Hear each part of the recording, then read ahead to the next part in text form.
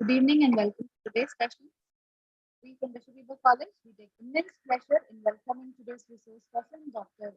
Laura Ibis Trilogy, Assistant Professor of English, Bharatidas University. Laura ma'am has a teaching experience of 12 years and a research experience of 17 years. She has been the director for the Center of Canadian Studies since 2018, and her areas of research include women's life writing, Holocaust studies, sociological poetics, and Bakhtinian theory. Laura ma'am has many laurels to her cap, and one of which is her book publication, which is a socio-poetic study of Maya Angelou's autobiography. I also, in this moment, I also take pleasure in thanking Dr. D. Paul Diablin, Principal of Bishop Ibis College, for giving us an opportunity to host such an event and also supplying us with the necessary amenities to make this function a grand moment. Over to you now, ma'am. From me, a big welcome, Dr. Laura. Thank you, ma'am.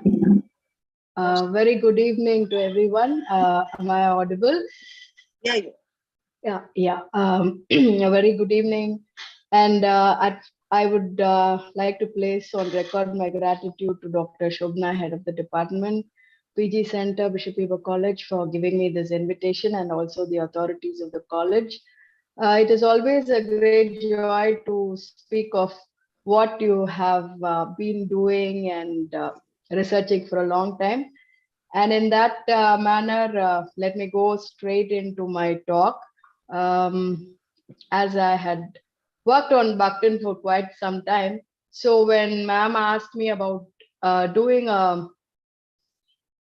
talk on contemporary theory, I thought, why not on Bakhtin? Because there is still so much in Bakhtin for us to research upon and use him as a theoretical scaffold.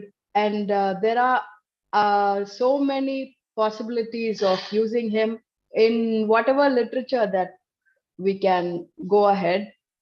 And also now I think he is also more imminent, I would say, that we are speaking of Bakhtin, Mikhail Bakhtin, a Russian theorist. Can you go to the next slide, please?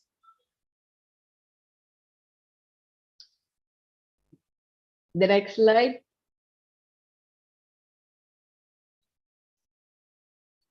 Can I share screen? I think if I have a problem, I can ask you. Yes, ma'am, you can share your screen. That's why we made you a co-host. You want me to, can I switch this one off? Yeah. So that I can kind of.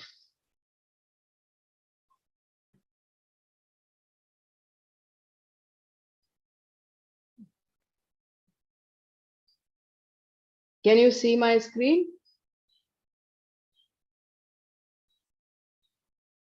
Yes, ma'am. Okay. It's a little blurry though. Okay.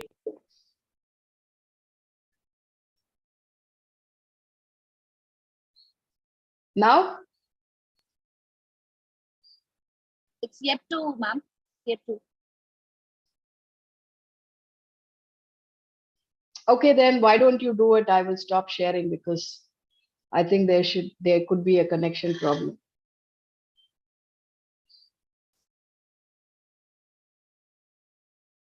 Okay, thank you. He was somewhere between all the problems that were brewing in Russia.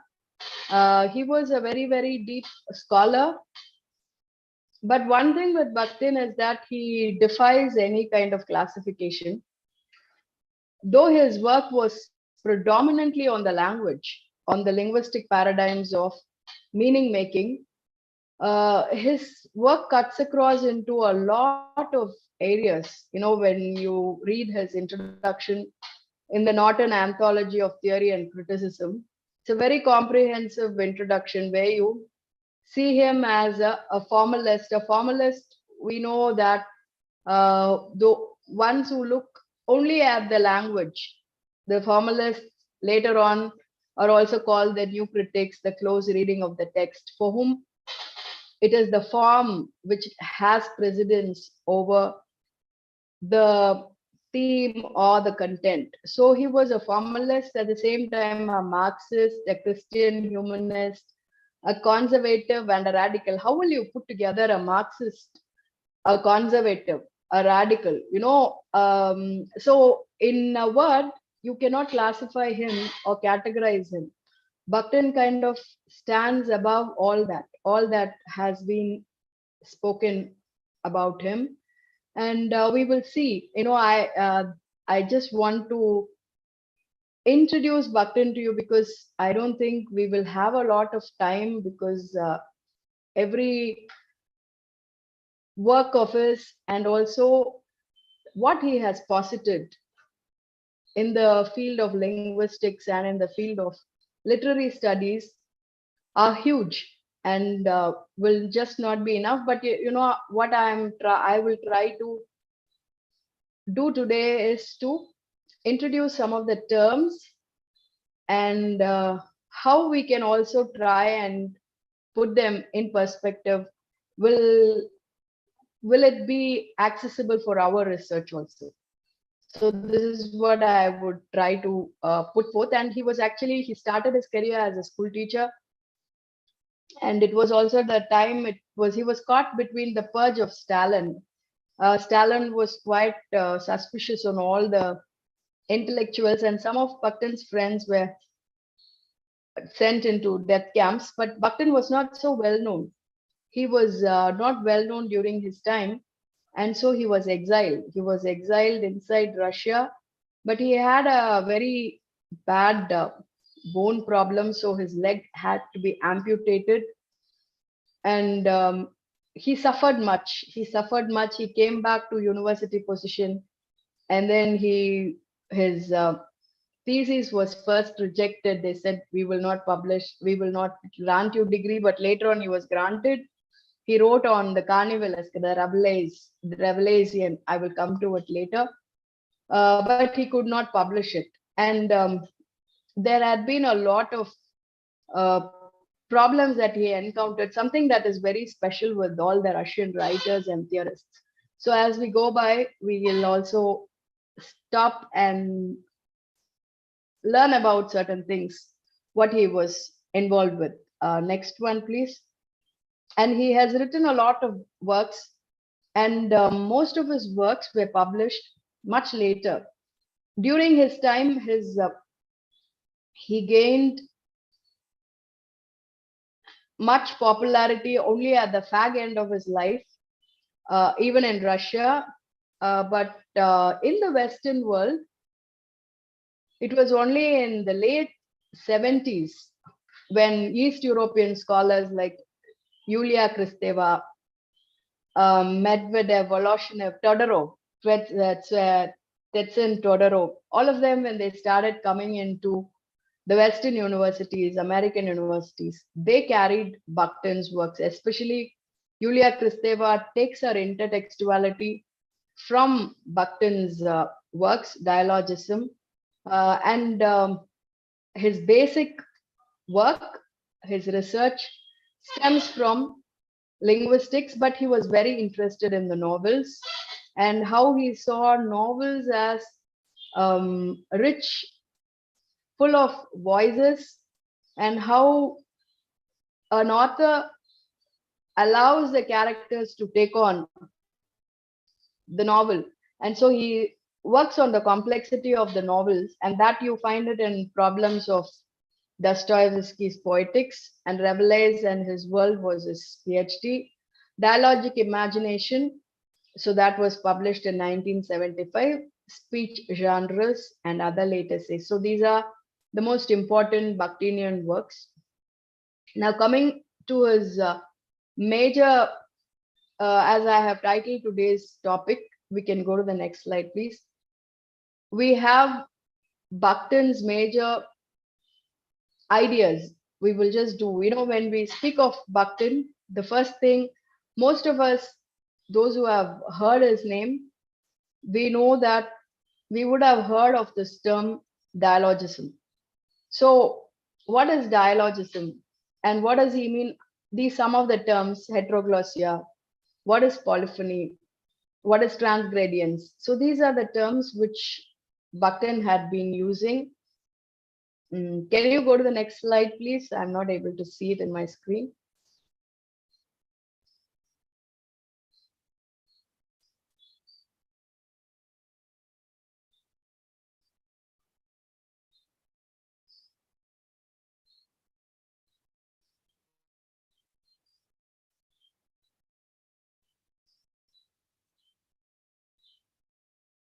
Ma'am, I've gone to the next slide. Okay. I think I have a problem. Okay.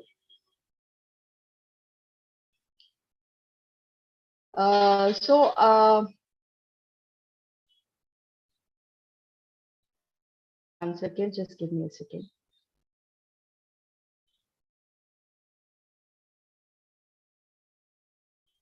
Yeah, his major concepts will be dialogism, polyphony, heteroglossia, unfinalizability, carnivalesque, and these are the things that we will be just seeing today. And what for Bakhtin was, the language is not monologic. That we all know.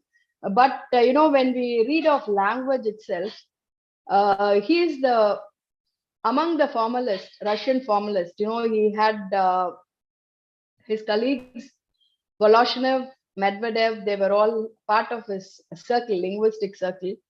But in the time of this Russian formalism, where language was the supreme, it was taken as the linguistic ideal, Bakhtin was the one who spoke of language as social. For him, dialogism, it is speaking is always a two-way process, and it is language which is the tool of the social. And he also looks at language as the worldview. It gives you the worldview, and it is here Bakhtin crosses over from the linguistic part of it to the pragmatics. Pragmatics is where you see how language operates. It was also the time when Research in linguistics was the holy grail of that period. On this side, you had in University of Sorbonne, you had Sassor speaking of structuralism, and the Russian formalist circle were speaking on how it works. But here in Bakhtin, in his way, he spoke of language as the tool of the social, and he looked the socio-linguistics later on, which became a big deal, actually was started by Bakhtin.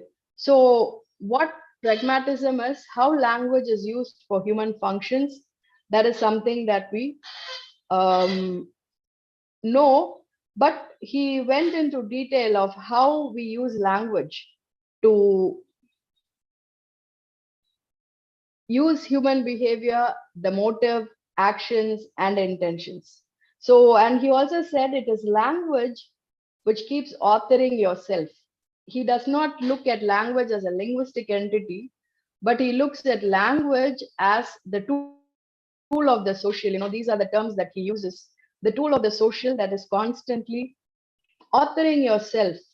You are a person created by the language and the words you use, which are situated in a particular space in a particular time.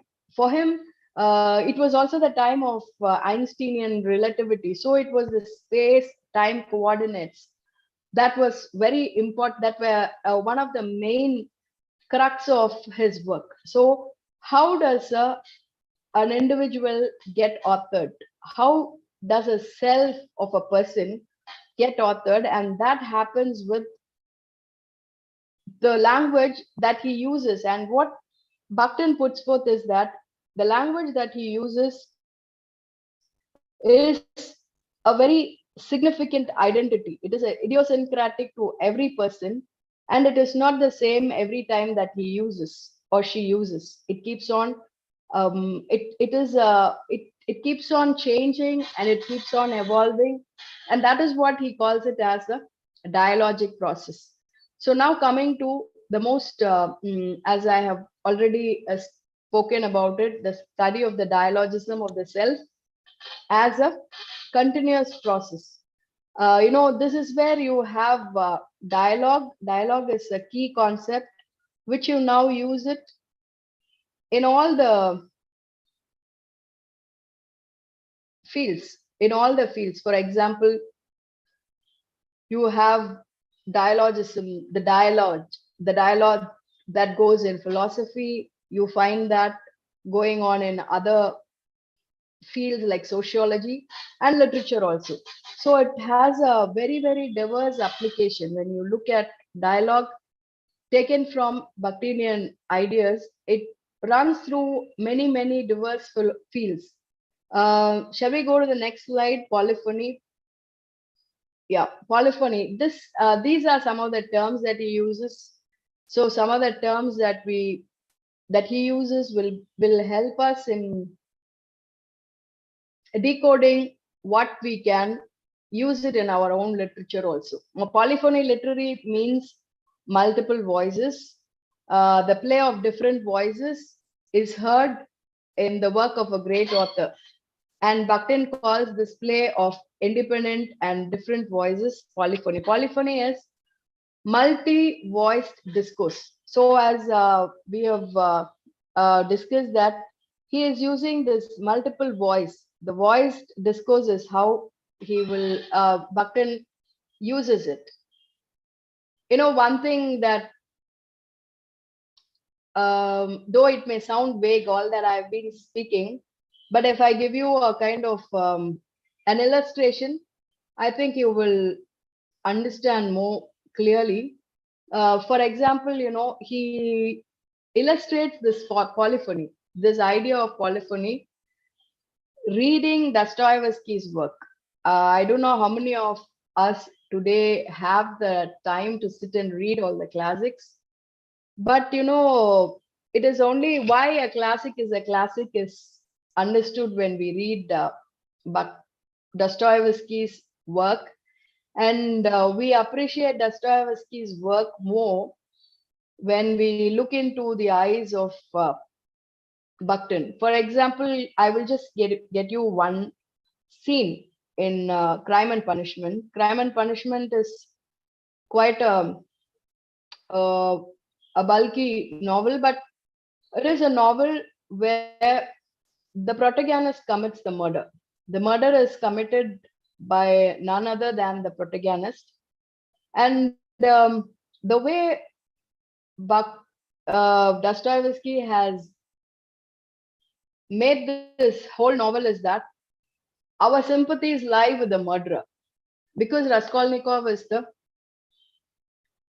center of he's the protagonist of the play, of the Crime and Punishment. What actually happens is the first day after he committed the crime, he commits the crime of murdering the woman to whom he had pawned his watch. It was just a watch, and he had to go and pawn it. And then, when he was pawning the watch and when he went to redeem it, he was overcome with such revulsion that he kills the lady, and he also kills the niece who came to see what was happening. So here is the protagonist come murderer, and he goes into a first day he goes into a bar to drink, and when he goes in to have a drink for the first time, then he looks up, a character comes and sits next to him, Marmalado. You know, he's a father of a young girl, Sonia, and the first time he sees, you see a plethora of voices. Raskolnikov is just there, so smitten and overcome by guilt. And Marmalado, he comes and he starts telling his own story. He says his own story that, he gives up. I mean, he does not earn anything. Whatever he earns, he squanders in drinking. So his his wife, his second wife, Sonia is the daughter of his first wife, and second wife and the brood of children always grow hungry. Finally, the stepmother, Sonia's stepmother, for the ways that they could never eat, allow her daughter to be prostituted, and she allows Sonia to be taken by the pimp in return for the money they had to pay. And the father discusses everything publicly in a bar, and that too to Raskolnikov. But what is so disturbing about the whole thing is the kind of voices which were on play. Though we say Raskolnikov speaking about Marmeladov speaking about this event, the event that he speaks of Sonia creates, Sonia's voice, and he repeats what Sonia has said. And when you look at Sonia is a very pure girl. She has never even erred in anything. So she's a very pure character.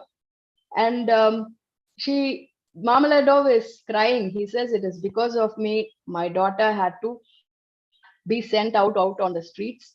And he says when she came in the first day, his wife, the stepmother, was weeping the whole night at the feet of this girl.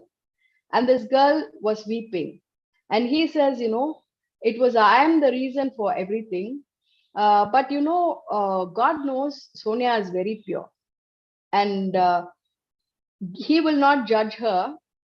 He will not, because he knows the purity of her heart.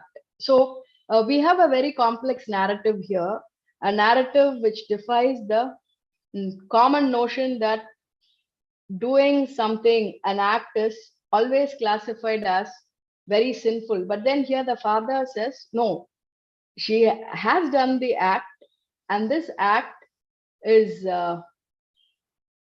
pure. This is so, it defies all reason, but that's how he says. And he says that I am the sinner. And finally, at the end of it, he says, I may be the sinner, but when on the day of judgment, when God calls on me, he will look at me and then he will know that I did this because I could not help myself from drinking, and God in his mercy will forgive me. So we have these multiple voices coming in. Marmeladov also, how do you excuse him. And Raskolnikov, at the same time, he is a murderer. He exonerates, he does not confess till the end, but in the end, he confesses. He has a story. At the same time, the murder has been found out, and Raskolnikov is called as people who had come into the apartment to the inspector, and the inspector speaks to Raskolnikov, telling him who he suspects, not knowing that Raskolnikov himself is the murderer. So you have another voice which is there, and you have Raskolnikov's voice that he calls himself innocent. And on the Sonia has no voice. She is only weeping.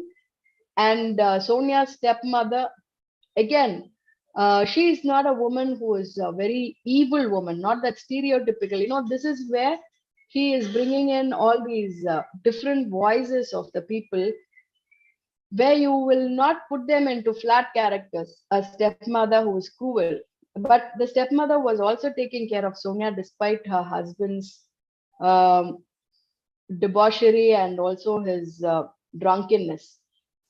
And you have Marmeladov. Marmeladov, though he was so much caught up with his drinking habit, he was fully into drunkenness. He calls himself a sinner, he confesses, and finally he says, even he will be forgiven by God. So you have these different play of voices, and what Bakhtin, when he is commenting on this Dostoevsky's novel, he says is that the author allows a free play of voices. He does not control the characters anymore.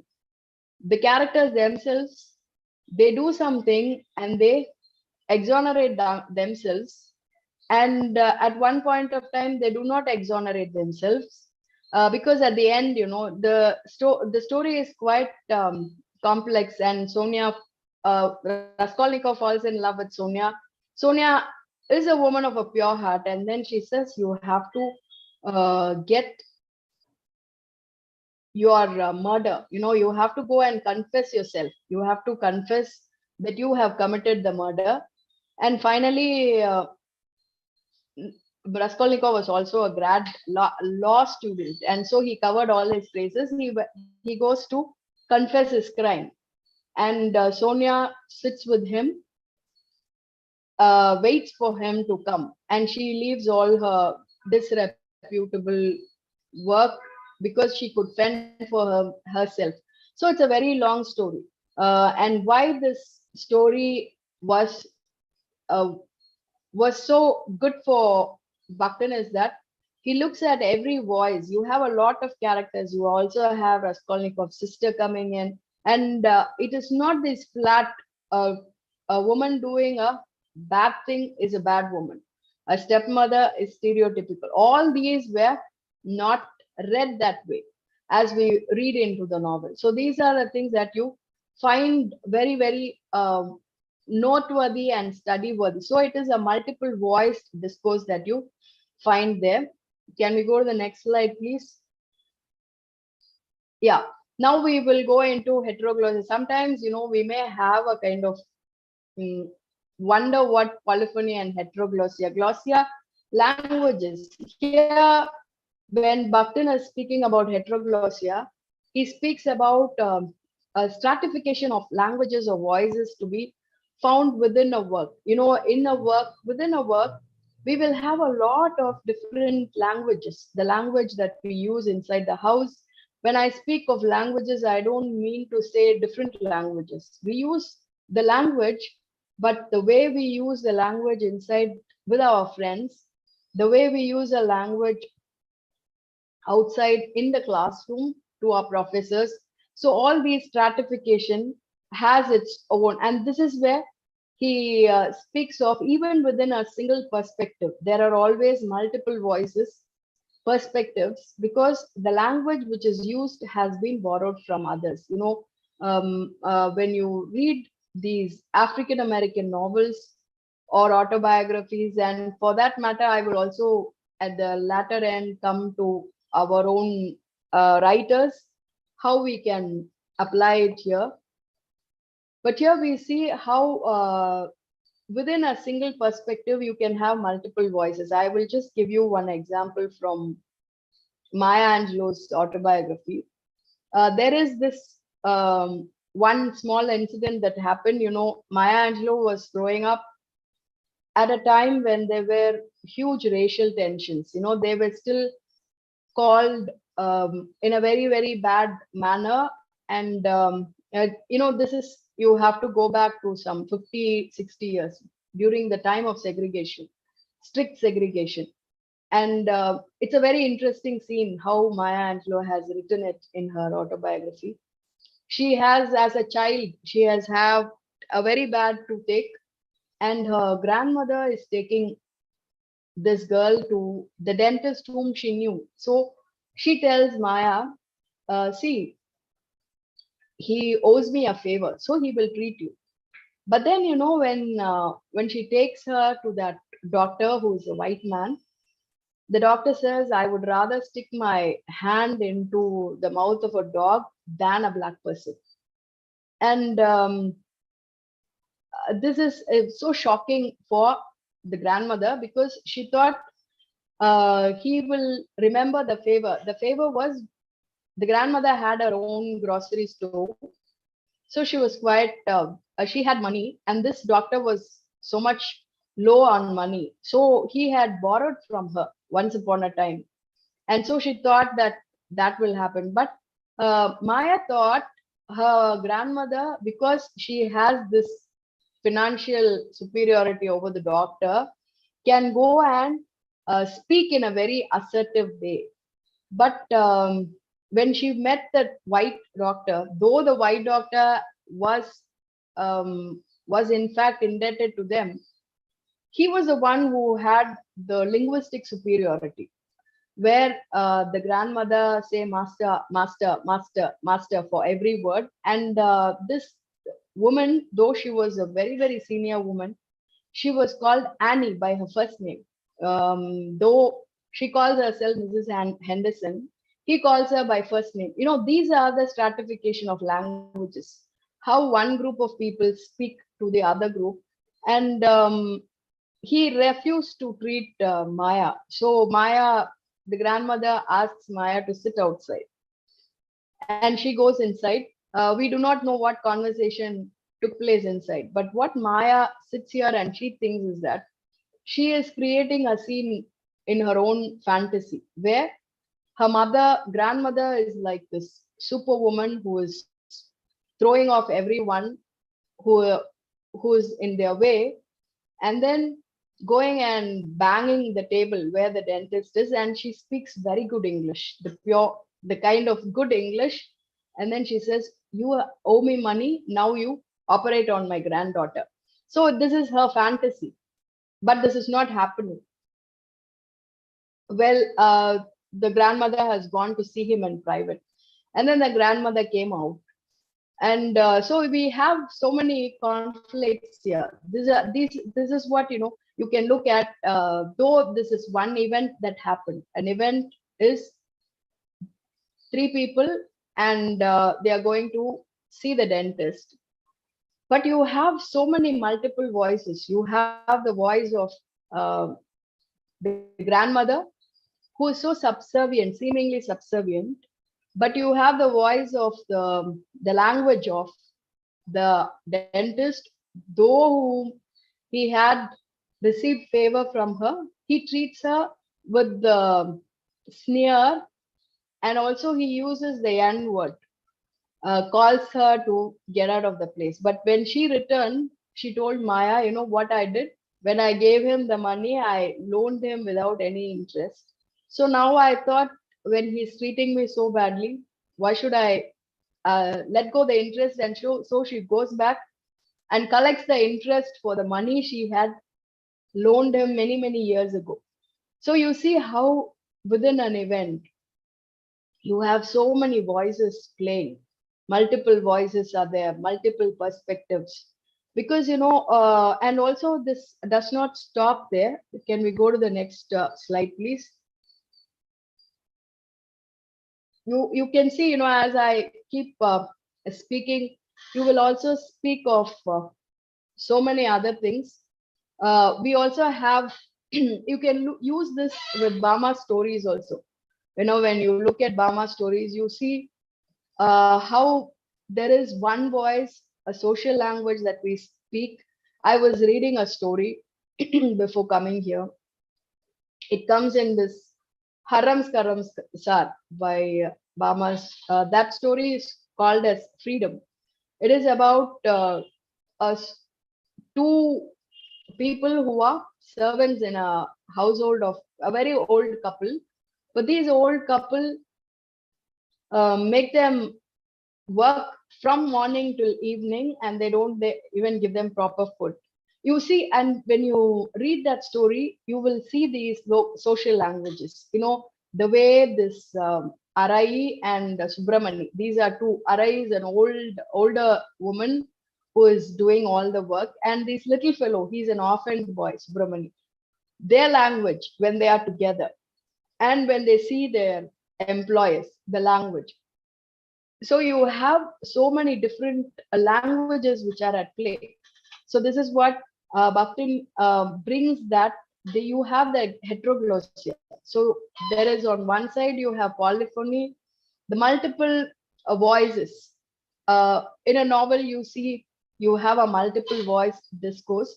And when you look at heteroglossia, another very, very tellingly important example all of us will relate with this, definitely Amitav Ghosh's this Ibis Trilogy. It is a very apt example for heteroglossia, especially the first one and the second one, the river of smoke. Yeah, the Sea of Poppies and the River of Smoke. The River of Smoke, you have this Ibis, even in Sea of Poppies, Ibis itself has this heteroglossia. Ibis, as you all know, is that ship, the ship which sets sails from Calcutta, from that port, and you have Diti who has escaped, and you have Kalua is there, and Paulette is also there. She is this French girl who was brought up by a local servant who becomes a mother, and then you have these Englishmen, and you have this Kishan Singh. You see, this is a very, very, very apt study for heteroglossia. If you would want to apply heteroglossia, then this will be a very, very apt study, because you see the Zachary Reed is a person whom everyone thinks of him as a white person, but he is not. He has a mix somewhere, and he speaks this Laskar, this language which is mixed. And excuse me. So you have a lot of plenitude of local social languages. So these are, when you look into our and the next one also, on the River of Smoke, when this Modi and Afat, they are in this canton, the small little town, and so many languages are at play. But sometimes, even without languages, you have these hallucinations where dreams are also a part which plays. And so many things that will come into the play of languages, the social languages. So when we go into the heteroglossic study, that's a very fertile field of research for us, for many novels, especially Bakhtin's theories and Bakhtin's ideas will be useful for us to apply on the novels which brings together a lot of cultural confluences, and also a lot of languages in play, and different social levels, and as how we speak in front of in a given setup, in a given space and time. Bakhtin would call it as chronotope. In a time, tope, as we have heard earlier, tope means space, chrono means time. So he speaks of that chronotope, how everything happens in one particular time and space. So coming to the next one, the carnivalist. Can we go on to the next slide, please? Yeah.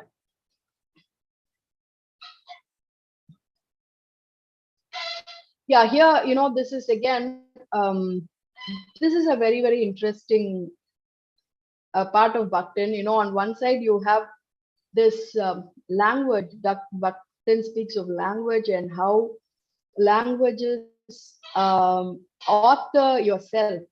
Languages author any event that happens in your life.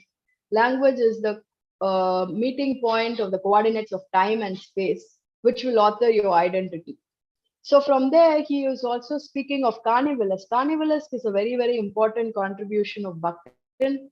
But that is something which is not much taken into consideration. Actually, he speaks of Rabelais and his world, the Garangatwan. These are the deviant characters. It is also very important in the sense that Bhaktin himself was an amputee. He did not he had to lose his leg because of his bone problem, osteomyelitis. And the carnivalist he speaks of is about the subversion of hierarchies. Subversion of the hierarchies means how the formal becomes the informal, and it is based on this one festival that happens in Europe, in France. That is, on that day, all hierarchies will be suspended. That is, the king is not the king anymore, and the bottommost person is not the bottommost. The hierarchies are suspended, and you have a free play, and your body gains precedence. The body is what is thrust forward. So the humor, the grotesque, the basic needs of the body, the sensual and the senses. So what all the things that has been pushed back in a very formal society, in a society which has been so strongly dictated by what should be done, what should be spoken, how should you be dressed. In that you have this carnivalist. Carni means carnival. Carnival, the very root of the word carnival comes from body. Corporeal, the carnival. The carnival means the body. So it is here you see the subversion of the hierarchies. And humor, this is not these language humor, but it is the humor of the absurd, the humor of the body, the humor of the body. When you laugh because someone is so ugly to behold, or if they are limping, that kind of rabid humor. It is not humor in what we know of. So these are the things that he is speaking of, the grotesque. And how do we look into the grotesque? And when we look at the body embodiment is the term in theory where you see the world through your body and not through the mind. This is also a kind of, I didn't bring in this Kantian conflict which they all had. They went into the philosophical schools of Marburg University, where there was always this problem between the Kantian philosophy, where the Kantian philosophy is, he spoke of the sensibility and the comprehensibility, understanding and the senses. So how do we bring both together, the senses and the understanding? In some ways, when you look at Bhaktin's work, he had tried to kind of unify both the sensibility. Sensibility is where you perceive through your senses, and understanding, the epistemic, is where you try to make meaning through whatever has been written, like linguistic phenomena. So these are the things he tries to reconcile. Can we go to the next slide, please?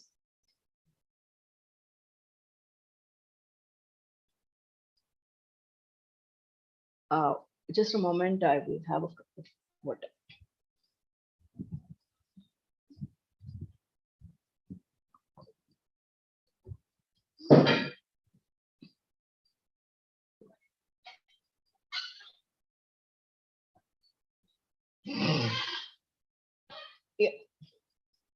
Yeah, so from here, we see Rabelais and his world. He is a French Renaissance humanist, a monk, Greek scholar. His work is Gargantua and Pantagruel. It was his work. From his work, the very word revelation has been coined as a descriptive inspired by his work and life. That is where he also his work was on based on the work which Francois Rabelais wrote in in the 16th century. So something marked by gross, robust humor, extravagance of caricature, or bold naturalism. You can think of some movies, some disturbing movies that you have seen. They all come under this category. For example, you had this Nan Kadavul, the kind of movie that came in, where you are disturbed by seeing these people who are from different forms and who are exploited. That is exactly what carnivalesque is. But it is not even this disturbing element of it.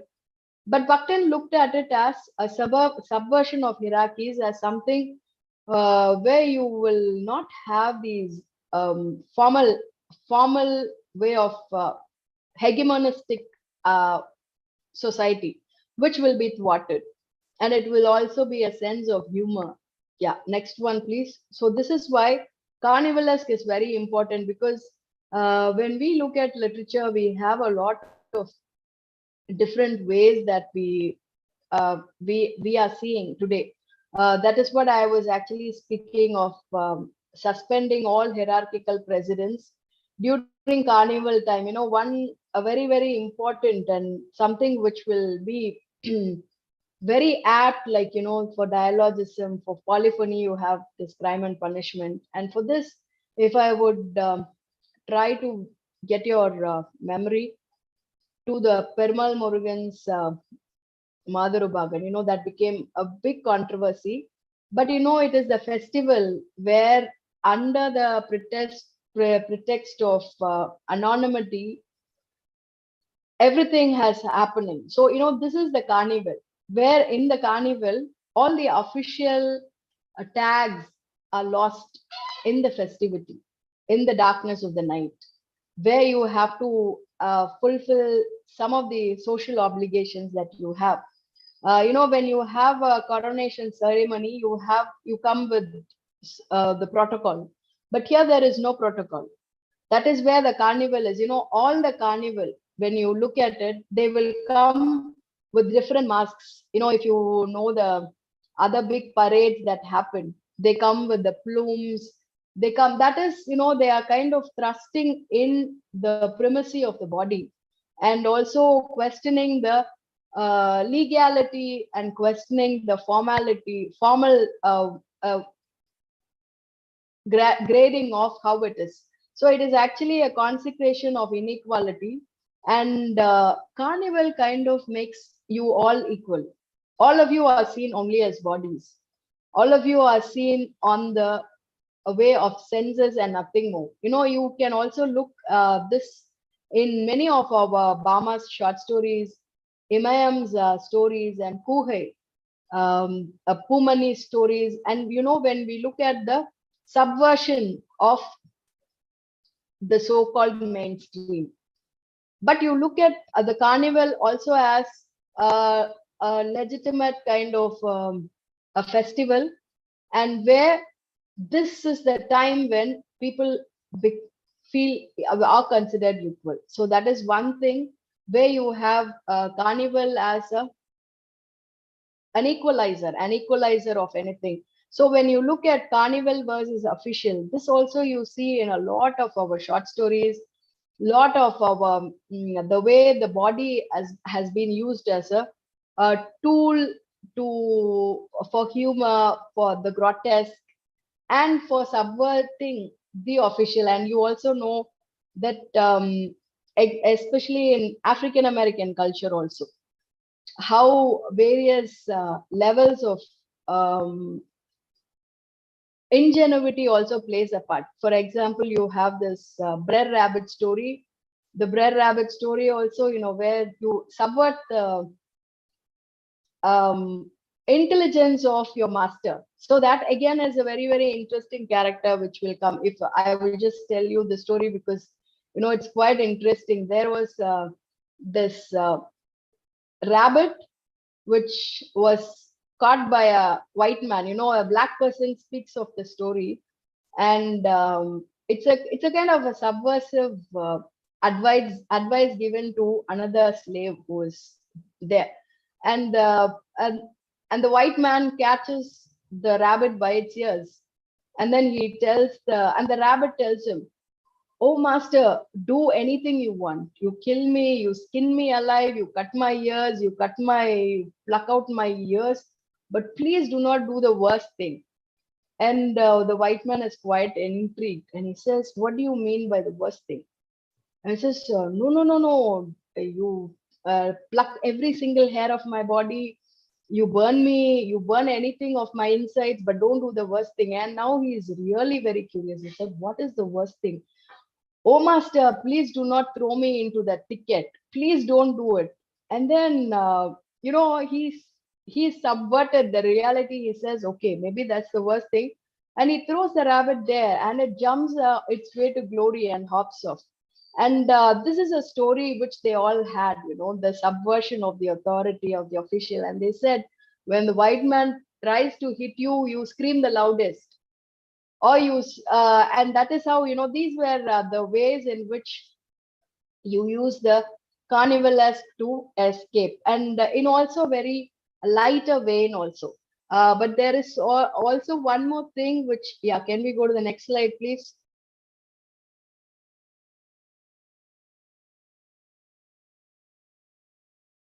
And there is also a very good, very beautiful story of short stories. You see the short stories titled Pongal, where you have this landlord always giving them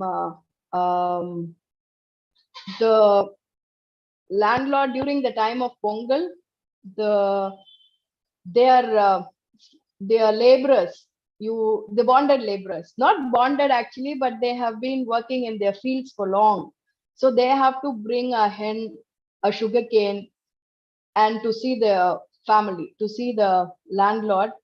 But when they brought in a huge offering, because for them hen is something that they can cook themselves, but they think it is customary. It is because of the festival that they have to go, and they go bringing that a hen and sugarcane and all that things that cost them much. But the landlord and his wife, they don't even invite them. They said, "Anga vachittu po." They said, "Just drop it there in the front door." And the wife asks him to come through the back door. He says, and they give a little pongal in a banana leaf, and they pour it. And they just throw it from a distance. And this is when the son gets angry. And then the son comes, and the son is educated, and he says, "Why do you still have to go by the back door? And still you are the one who works. You are the one who deserves to eat all these things, because you are the laborer." You see this subversion of hierarchies. This is what happens when this kind of narrative comes in. And finally the father does something which he has never done before. He throws that pongal in front of the landlord, and he goes away. So these, you find the liberating experience of subverting the normal hierarchies, normal social roles, normal proper behavior. So these are this helps you to deconstruct the dominant culture. And when you are researching on, especially with the African American literature or Dalit literature, this tool, this carnival, as this tool of carnivalist, comes in very handy, because you can trace all the hierarchies that have been subverted, how the social roles are subverted, how the proper behavior, all these so-called proper behavior are ridiculed. The ludicrousness, ridiculing, and loud laughter, all these are the ones which gain precedence in the carnivalists. There is also one more um, um, term or one more feature of Bhaktin that I have not put it into the PowerPoint, but I thought I will also see. Bhaktin also speaks of something called the surplus of seeing. Surplus of seeing, according to Bhaktin, is what other person sees in you that you in yourself will not know. That is what he speaks of. I in me and you in me.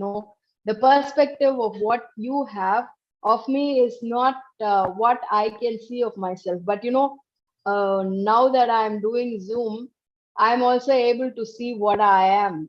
It's like a mirror. That was not possible when we are in those days. So he speaks of that surplus of seeing. And again, interestingly, I go back to Maya Angelou, where Maya was also part of drama troupe, and where at one session she had to there was this Jean Genet's Blacks. They had to stage a play, and that play had a black queen and the white queen. And interestingly, the director said the white queen had to be played by the black person.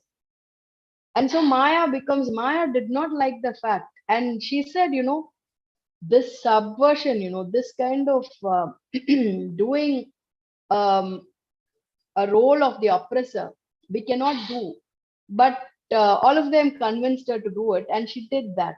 And she did it so well. And she herself comments, I was better than the white queen because I knew I was the one who knew how they will look down upon us, the sleight of hand, how rude they were to us. And so, all that in my mind, I was able to act it out. So, this is what you see as what you don't see when you do, but what the others perceive of you.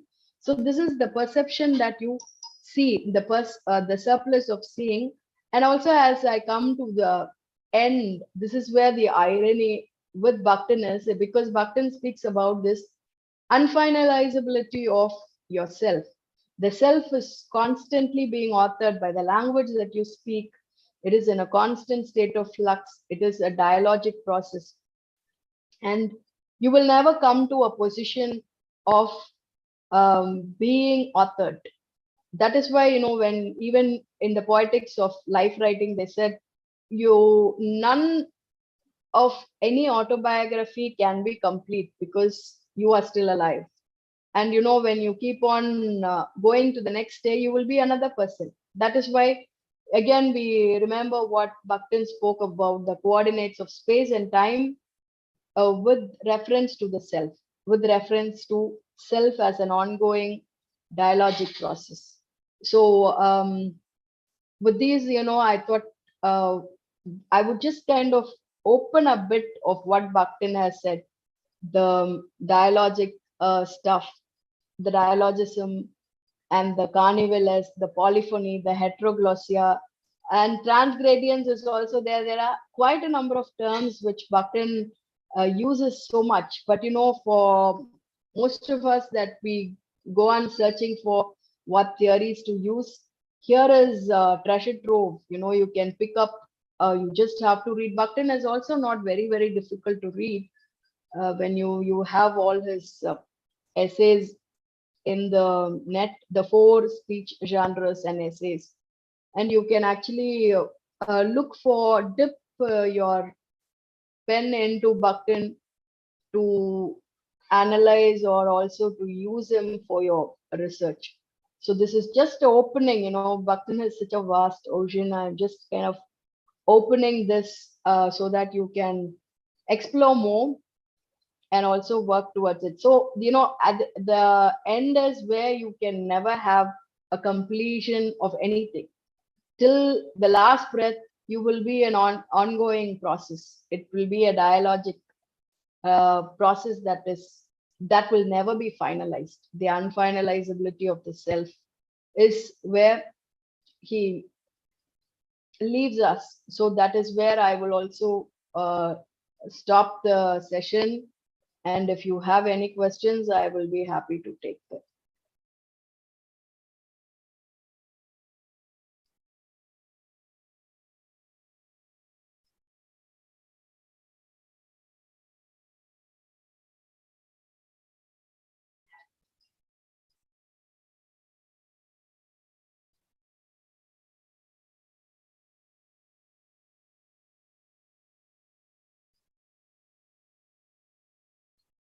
Yeah, if there are any questions, I will be happy to take them.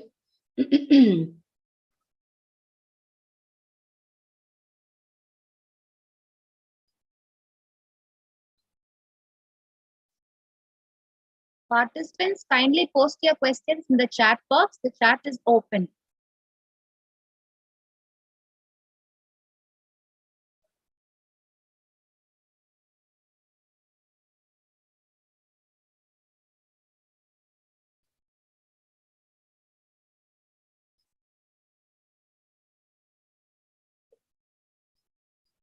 What do I make of this silence?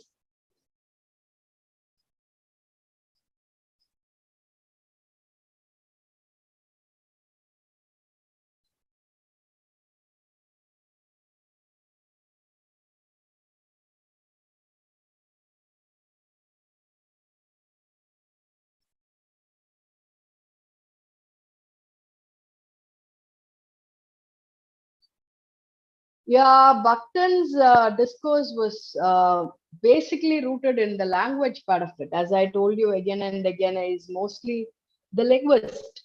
For him, language is the authoring of the self. Mm. So, that is why, Foucault's discourse, he does not situate his discourse only in the language. So that is one main difference between what Foucault speaks of and also the what Bakhtin speaks, the difference between Bakhtin's idea of discourse and Foucault's.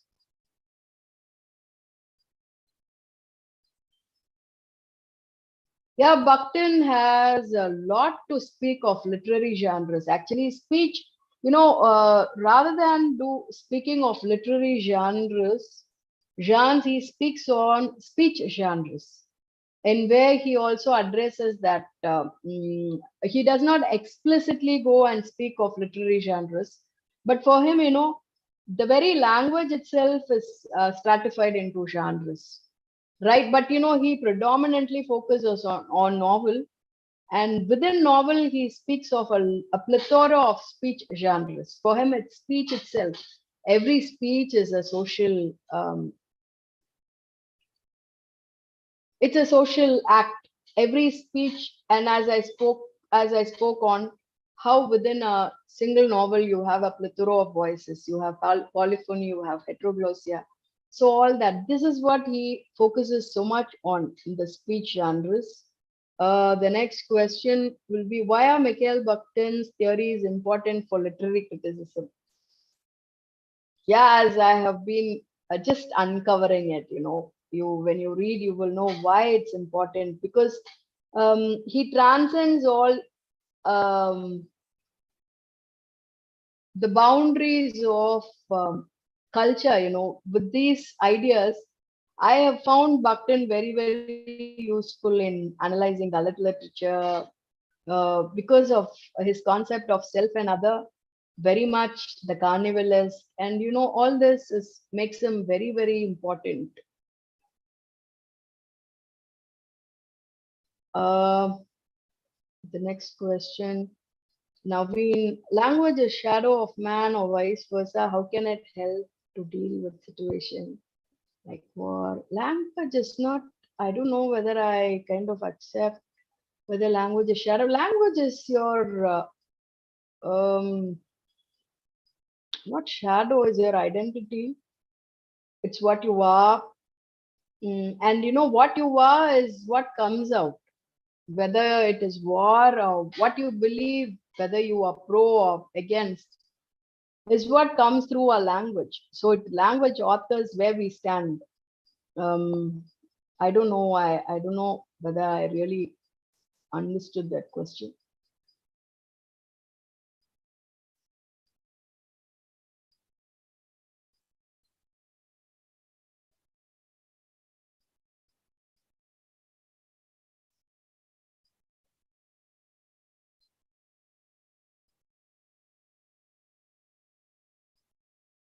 Thank you, ma'am.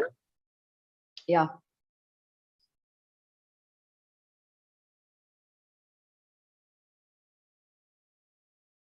I now invite Dr. Suresh Reddy to give the vote of thanks.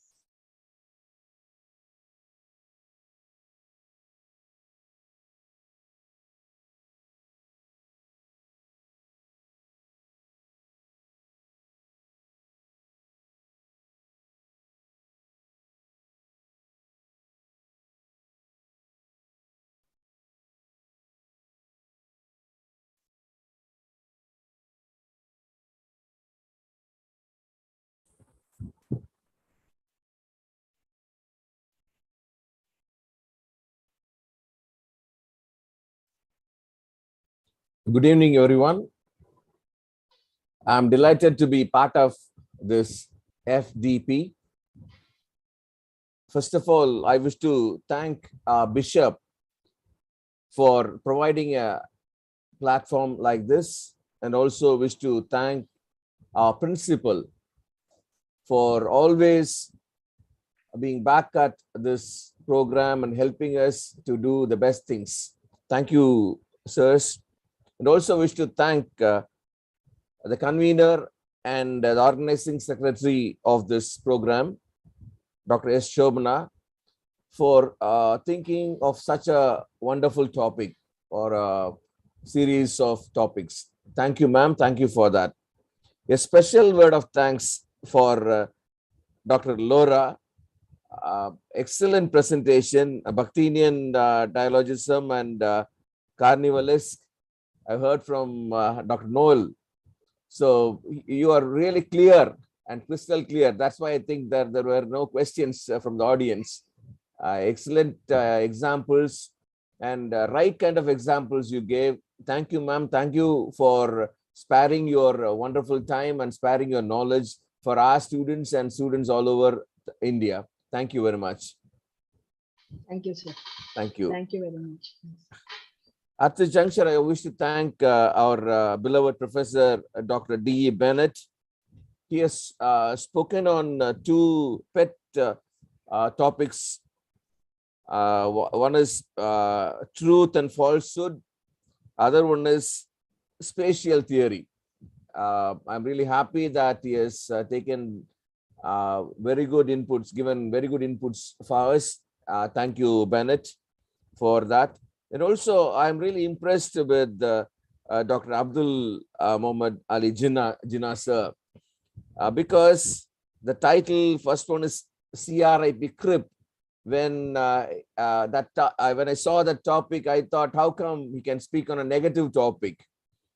CRIP is always considered as a negative one, but he has given a positive change, and we are able to see the positive side of CRIP.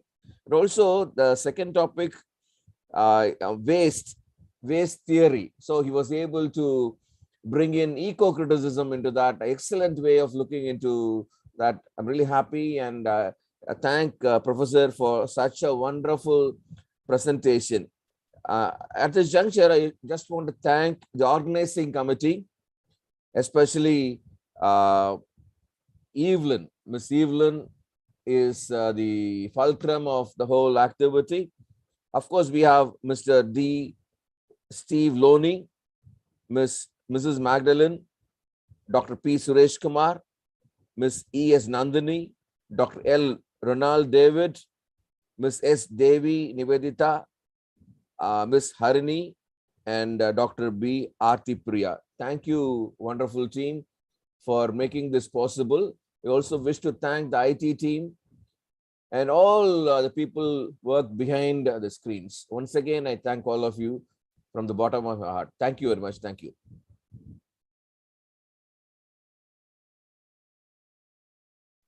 Thank you, sir. Thank you, sir. Participants, kindly note that the feedback link has been posted in the chat box. Kindly take time to fill the feedback link properly so that the details that you write in the feedback form will be used to issue the e-certificate.